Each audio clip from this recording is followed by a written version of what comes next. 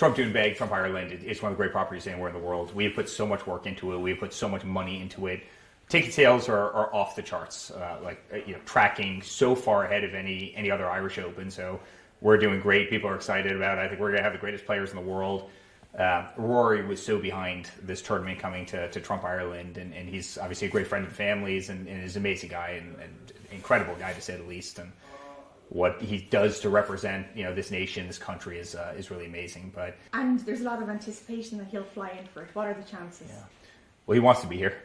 I know Rory wants him to be here. I think all of Ireland probably wants him to be here. Now, being the president of the United States is a little bit crazy. You never quite know what's going to happen on any given day, right? We've probably seen a lot of craziness over the last couple of weeks, and it's a big job. But believe me, there's no place in the world he'd rather be than in Ireland for a tournament he loves at a property that obviously he loves very much. And